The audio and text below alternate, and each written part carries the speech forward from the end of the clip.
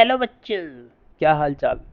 तो बच्चों आज हम देखने वाला है INCHO 2014 की एक प्रॉब्लम है जिसमें बहुत सारे कॉन्सेप्ट्स हैं जो आपके जेई एडवांस के लिए भी रेलेवेंट है। तो let us start with the first question. ये बोल रहा है अल्कलॉइड्स आर नेचुरली अकरिंग हेटेरोसाइकल्स और इनकी ए है आपका C17H23NO3, ये ए है और इसका डी निकाल लो। तो 18 माइनस 23 - 1/2, तो आ जाएगा 18 - 22/2 या 18 - 11, ये आ जाएगा 7। तो ए का डी 7 है। इसका हाइड्रोलिसिस कराते हैं H3O प्लस या OH माइनस में, तो आपको मिलेगा बी। बी है C9H10O3 और सी है C8H15NO। तो इसका डी निकाल सकते हो। 10 - 10/2, कितना आ जाएगा इसका ड्यू 5 और इसका ड्यू आ जाएगा 9 - 14/2, इसका ड्यू आ जाएगा 2। ठीक है। अब ये बोल रहा है कि बी का ड्यू 5 है। B does not add bromine. B अगर ब्रोमीन को ऐड नहीं करता तो बी में पाई बॉन्ड नहीं है, डबल या ट्रिपल बॉन्ड नहीं है। It dissolves in NaHCO3। तो इसमें क्या हो सकता है, मे हैव COH ग्रुप्स, क्योंकि COH ग्रुप्स वाले जो कंपाउंड है वो NaHCO3 में डिज़ोल्व हो जाते हैं और आपको क्या मिल सकता है RCO minus plus H2CO3। This is the basis of sodium bicarbonate test which decomposes to give H2O plus CO2। तो ये may have COH। Heating B strongly gives D का molecular formula ये है। और which of the following are true for B. अब देखो B को heat किया है तो इसमें से वाटर निकल गया क्या। अगर डी की बात करें तो डी का डी यू कितना है 10 - 8/2, तो 6 आ गया। तो बी का डी यू 5 था, डी का डी यू 6 है। और इन दोनों के मॉलिकुलर फार्मूला में आप देखो H2O C9H8O2। हाँ, तो हो सकता है कि इसके अंदर कौन सा ग्रुप हो, may be having alcoholic group. मतलब बी में बी हैविंग कौन सा ग्रुप, अल्कोहलिक ग्रुप। तभी एलिमिनेशन करके क्या मिल गया डी। तो अब देखते हैं विच कैन बी ट्रू। तो देखो B has hydroxyl group, may be true.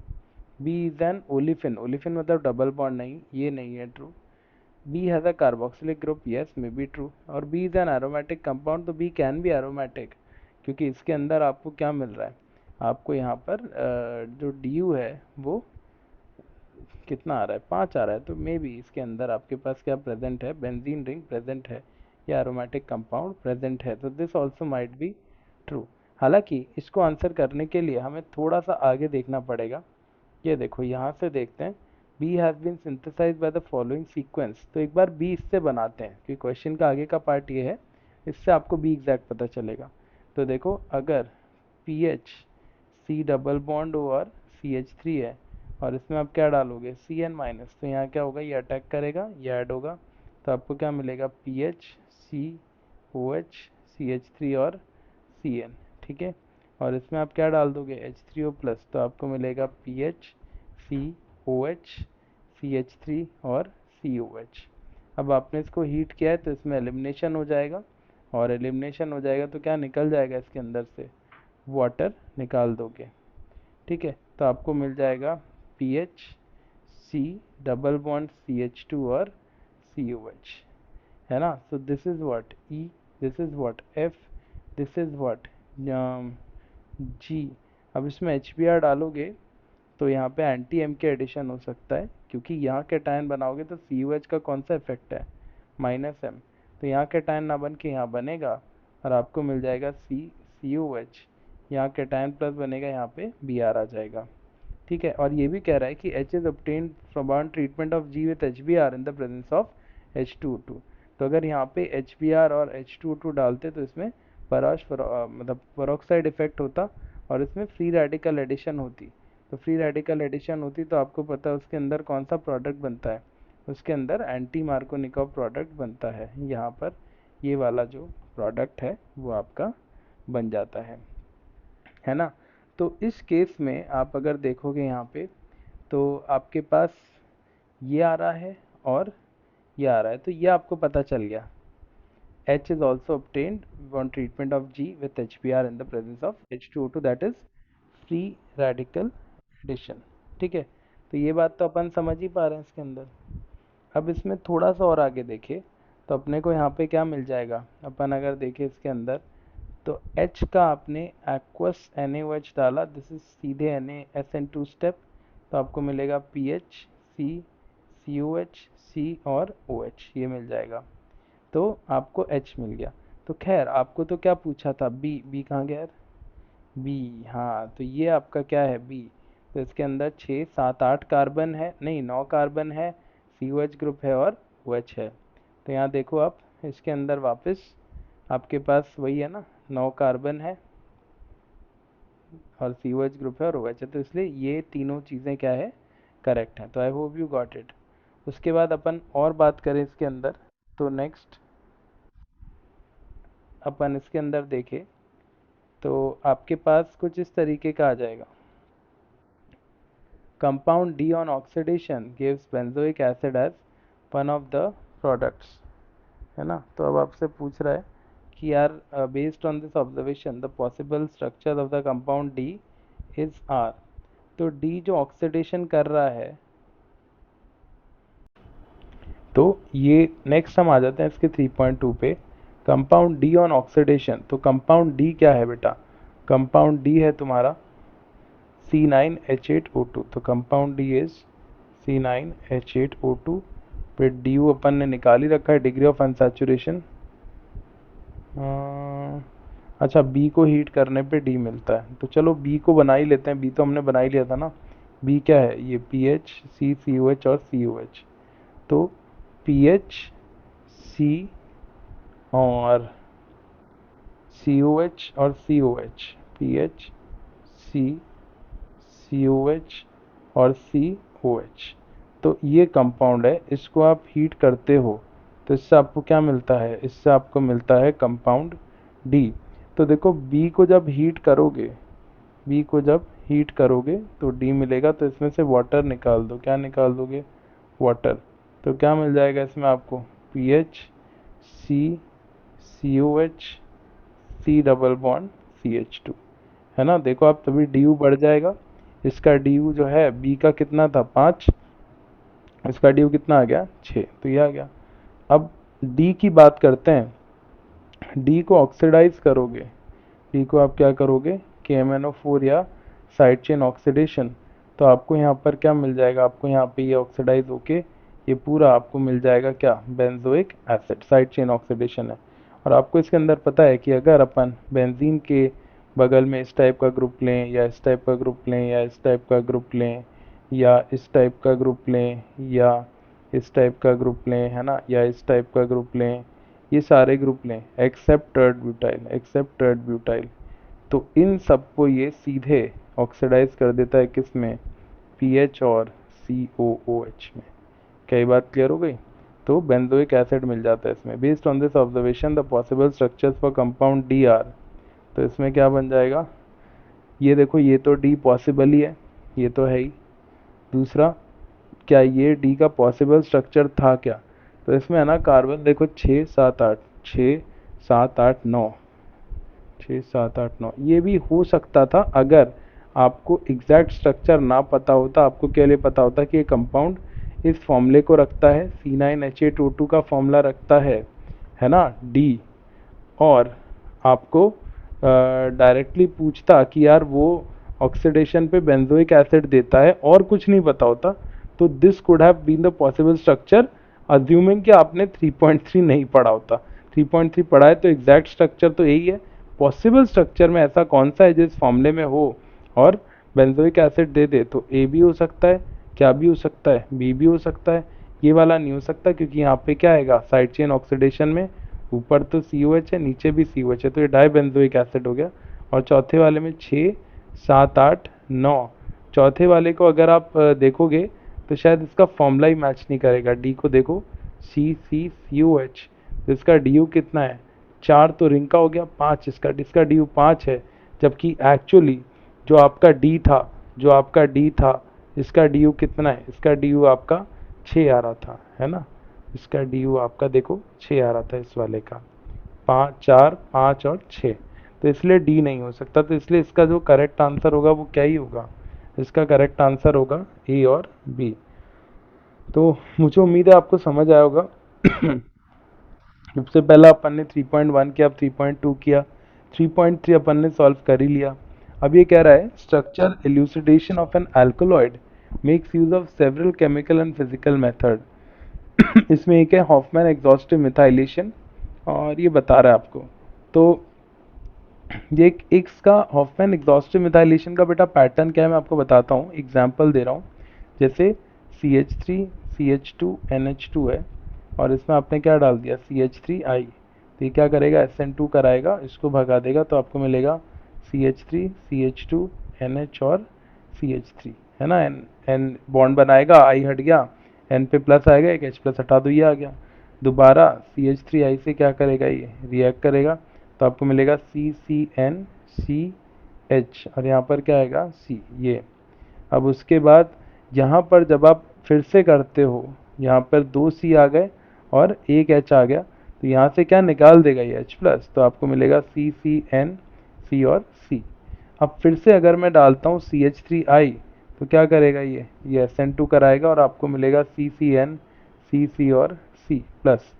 अब अगर तुम OH माइनस डालते हो, बेस डालते हो, तो देखो ये लीविंग ग्रुप है, तो अल्फा बीटा, ये देखो ये अल्फा ये बीटा, बीटा एच निकाल दो, इस बॉन्ड के इलेक्ट्रॉन इधर, इस बॉन्ड के इलेक्ट्रॉन इधर, तो तुम्हें क्या मिल जाएगा एल्कीन प्लस N CH3 और CH3।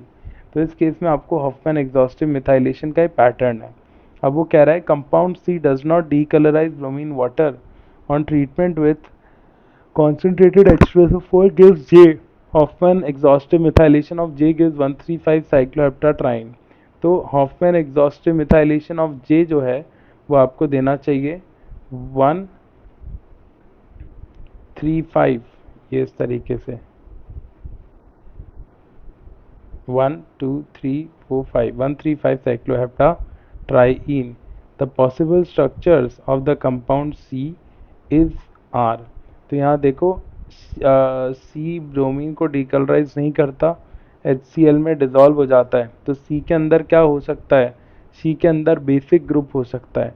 सी के अंदर क्या हो सकता है, बेसिक ग्रुप, क्योंकि बेसिक ग्रुप ही क्या करेगा NH2 RNH2 इस टाइप का ग्रुप अगर तुम डालते हो किसमें HCl में, तो ये बना लेता है RNH3 प्लस और Cl माइनस, दिस डिजॉल्व्स। ठीक है। अब वो कह रहा है कि अपन पॉसिबल स्ट्रक्चर देखे तो इसके अंदर क्या क्या स्ट्रक्चर आएगा।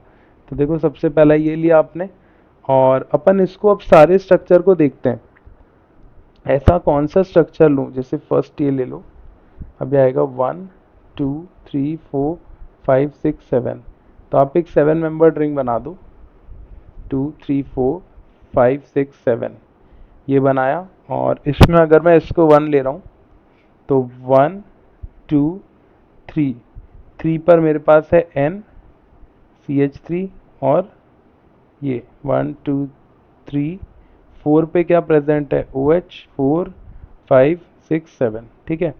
अब C को अपन कह रहे हैं कि C को H2SO4 के साथ J मिला, तो डिहाइड्रेशन होगी।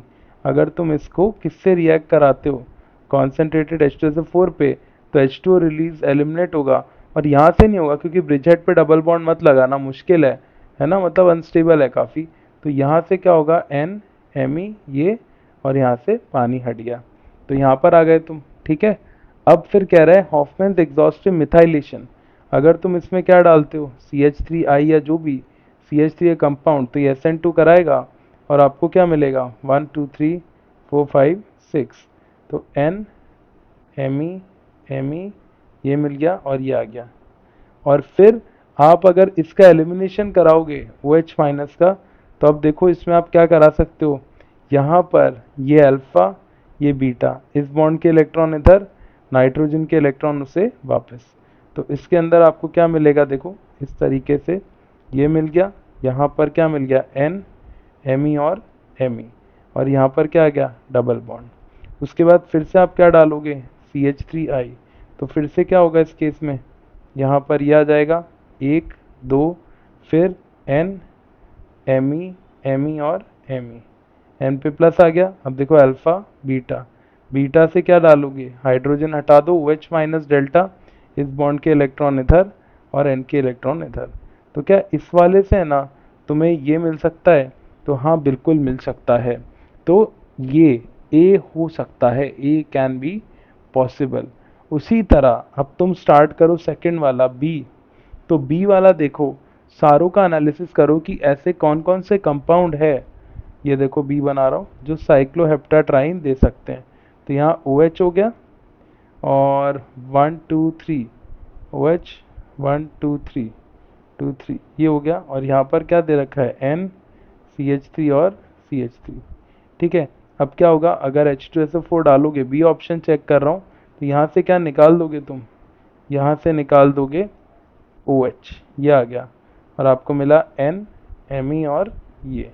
अब अगर फिर से तुम एग्जॉस्टिव मिथाइलेशन करते हो, CH3I डालोगे और OH माइनस डेल्टा करोगे, तो तुम्हें इस केस में ऐसा कुछ मिल जाएगा कि यार पहले स्टेप में डायरेक्ट बना रहा हूँ, तुम खुद कर सकते हो। ये तुमने करा और H प्लस हटा के अल्फा बीटा, एक ये आ जाएगा और तुम्हें मिल जाएगा N और Me और Me। और अगर फिर से CH3 एक्सेस में डालते हो और OH माइनस डालते हो, हीट करते हो, तो वापस यहाँ पर ये बन जाएगा इस तरीके से। ये आपका एक हो गया, ये एक हो गया, और यहाँ से बना देना क्योंकि ये कॉन्जुगेशन में आ जाएगा, तो वापस ये भी बना रहा है। तो इसका मतलब ए भी साइक्लोहेक्टाट्राइन बना सकता है और कौन भी बना सकता है, बी भी बना सकता है। अब सी को देखो ज़रा, सी डिहाइड्रेट नहीं हो पाएगा सही से, क्यों, ब्रेड्स रूल, डिहाइड्रेट करोगे, सी को डिहाइड्रेट करोगे तो डबल बॉन्ड कहाँ लगाओगे, इधर, और ब्रिजहेड पे डबल बॉन्ड पॉसिबल नहीं है, बड़ा मुश्किल है ना। तो इसीलिए यहाँ पर तुम्हारा 3.4 में जो अपन देख रहे हैं, इसमें ए हो सकता है, बी हो सकता है, सी नहीं हो सकता। और ऐसे ही तुम करोगे तो डी भी आ जाएगा, और क्या भी आ जाएगा, क्या नहीं आ पाएगा इसमें, ई भी देखो एक बार चेक करते हैं। तो ए बी डी आएगा, ई नहीं आ पाएगा फिर से, क्यों, चलो एक बार ई भी मैं प्रूव करता हूँ कि नहीं आ सकता। तो इसमें तुमने क्या किया, वापस इसमें तुम बना लो यहाँ पर 1 2 3 4, 1 2 3 4 5 6 7, इसमें nitrogen part of the ring है। मैं किसको सॉल्व कर रहा हूँ, ई को, ये बताने के लिए कि वो नहीं आ रहा है ना। ये आपने लिया N, एक एक एक एक, यहाँ पर ये इस तरीके से, उसके बाद यहाँ पर एक कार्बन, यहाँ पर एक कार्बन, ये और OH, 1 2 3 4 5 6 7, 2 3 4 5 6 7, एक ये ऊपर है, एक इधर है। ठीक है। अब तुम इसको डिहाइड्रेट करो, कॉन्सेंट्रेटेड H2SO4, तो क्या निकाल दोगे इसमें, तो तुम इसमें पानी निकाल दोगे। तो पानी हटाओगे तो तुम्हें क्या मिलेगा, C OH, यहाँ से H2 हटा दो, यहाँ तुम ब्रिजहेड लगा नहीं सकते। अब हॉफमैन एग्जॉस्टिव मिथाइलेशन करा दो इसका।